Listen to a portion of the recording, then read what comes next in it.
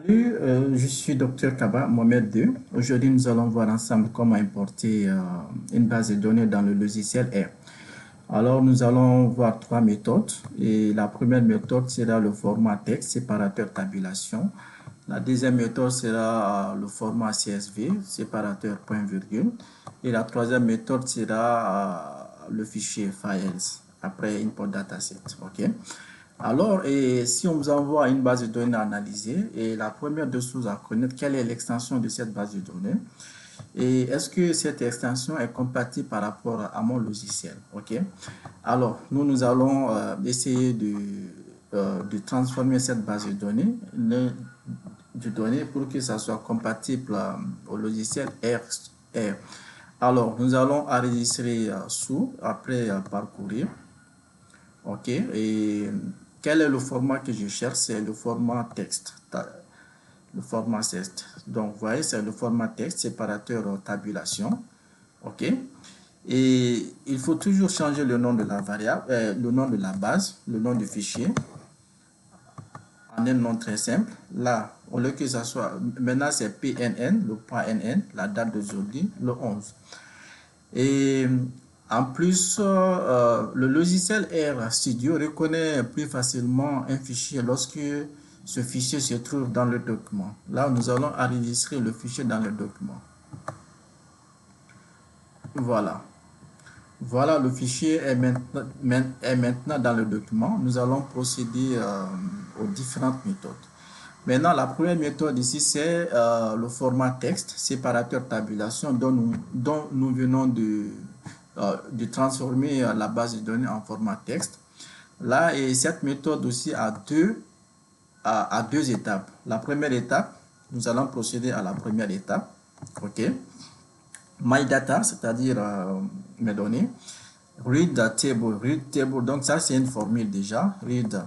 Donc la formule commence à ce niveau. Read table jusqu'à là. Maintenant, qu'est-ce qui a changé ici? My data. Quel est le nom de ma base? Le nom de ma base ici que j'avais enregistré, c'est PNN11. Il faut toujours retenir ça. C'est pourquoi il faut enregistrer un nom simple, PNN11. OK? Puis maintenant, OK. Après, je vais essayer de voir les données, my data. Voilà, ce sont les données sont là. Voilà, et après, je cherche à attacher ma base. Avant de faire toute analyse, il faut toujours attacher à ta base de données parce que ça va te permettre à éviter l'utilisation du symbole $. OK? Après, je vais essayer de voir view. OK? Et my data. Voilà. Voilà, ça c'est déjà la première méthode que nous avons procédé à travers le format test. OK? Euh, alors, nous allons passer aussi la deuxième étape. Et à ce niveau, nous ne sommes pas à l'étape d'analyse, c'est juste à l'étape d'importation. Donc là, nous avons fait ça. Ça, c'est déjà OK. Nous allons faire l'autre là. Et la deuxième étape de la première méthode. OK?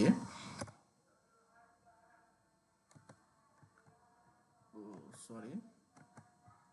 J'avais coupé. Je ne coupe pas. La deuxième méthode de la première étape. OK?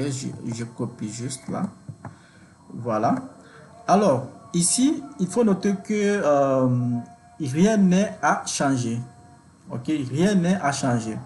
Files, donc là, et cette méthode vous permet de vous envoyer directement là où le fichier est placé. OK? Rien n'est à changer. Donc là, et vous voyez, donc ça nous amène automatiquement dans le document. Si toutefois que la base de données se trouve sur le bureau, vous cliquez sur le bureau. Si ça se trouve dans le document ou un autre fichier, vous cherchez le fichier. Je reprends encore, je copie. À ce niveau, je ne change rien, absolument rien, je ne change rien. OK, je viens là, je colle tranquillement. Voilà, ça me ramène automatiquement dans le document. Je cherche ma base de données, c'est PNN11. OK. Voilà, la base de données est déjà importée. Je vais essayer de voir la base MyData. Voilà, ça c'est les données. View, MyData. J'aime toujours utiliser MyData. Vous pouvez utiliser une autre expression, soit X ou bien Y. Voilà. Donc ça c'est la deuxième méthode également aussi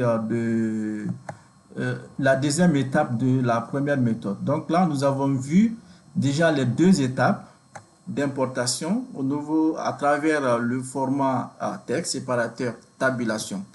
Alors nous allons voir la deuxième méthode. La deuxième méthode sera le format CSV point virgule. OK? CSV point virgule. Il faut toujours transformer la base de données. Nous allons essayer de transformer cette base de données à travers la même méthode, enregistrer sous. Voilà, et CSV. Vous voyez, c'est CSV séparateur point virgule. Je clique sur ça. Je vais essayer de changer le nom de ma base. Et il faut toujours enregistrer la base de données dans le document. OK? On enregistre dans le document, puis enregistrer. Voilà, le fichier est déjà enregistré dans le document. On va procéder aux mêmes méthodes. OK. Maintenant, la deuxième méthode, le format CSV séparateur point virgule, il y a trois étapes à procéder. Trois étapes. Je prends la première étape. La première étape, je colle ici. Pardon, attention, j'ai finalement supprimé. Je n'ai pas besoin de supprimer. J'ai juste besoin de copier. Voilà. Je viens ici. Je colle ça là. Il faut noter que ça, c'est une syntaxe.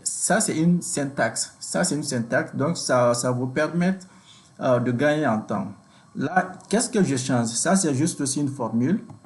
Une formule read.csv2. Donc, ça, c'est une formule appliquée sous l'extension CSV. OK? Le nom de ma base, c'est PNN11 que j'avais mis sous format CSV. Attention, il y a un problème, il y a quelque chose qui ne va pas. Je cherche à voir PNN. J'ai enregistré sous format PNN au lieu de PNN2. Voilà, OK. Maintenant, je vais lire ma base. Il faut toujours voir my data. Vous voyez, view,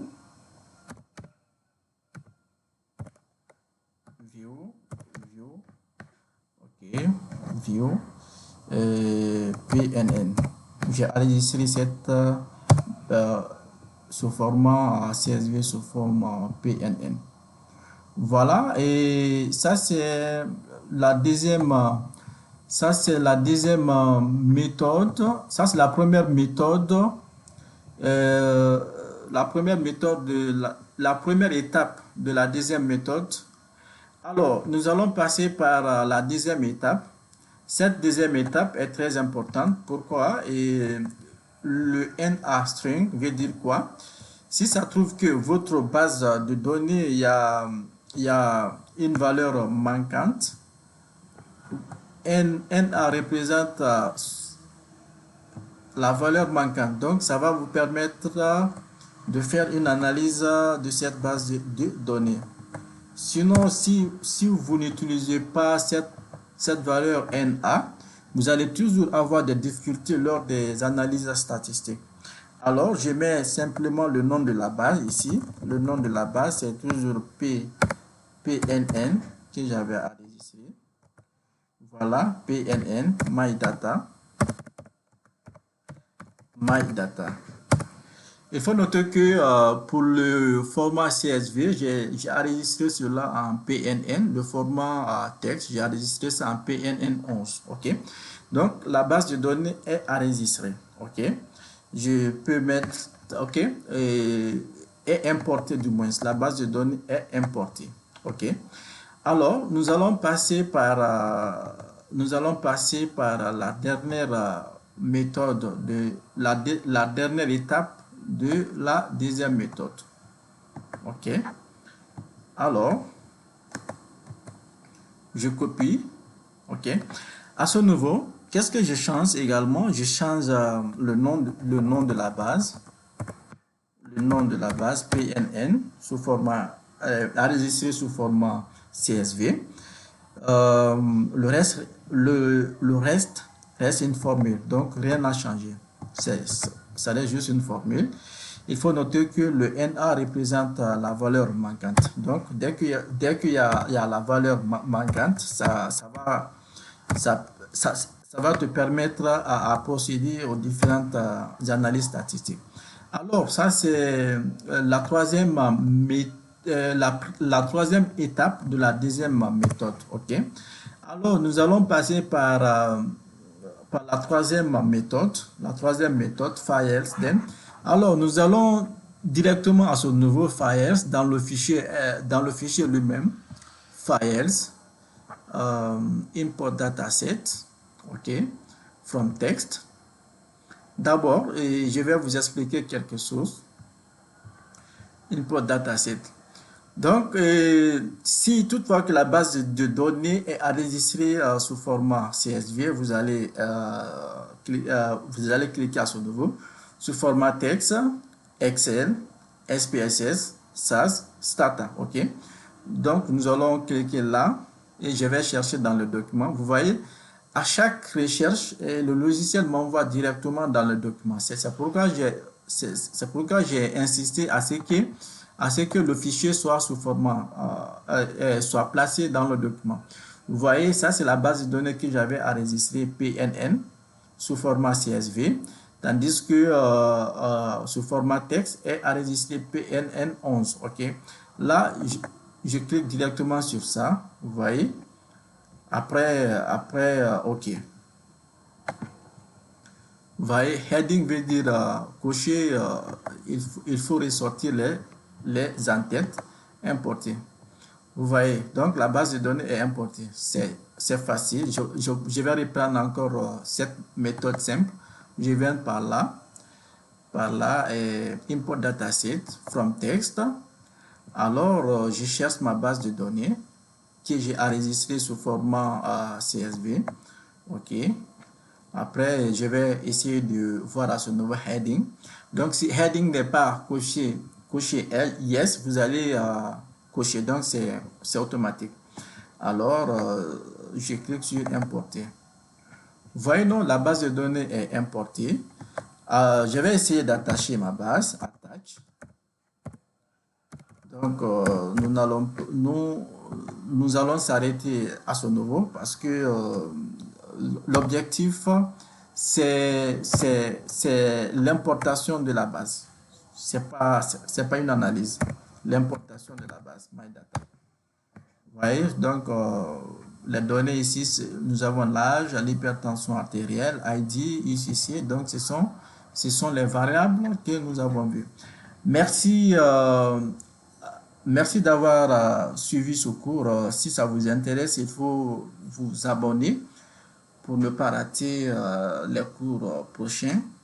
Les cours prochains seront essentiellement basés sur les analyses descriptives en R. Merci et bonne soirée.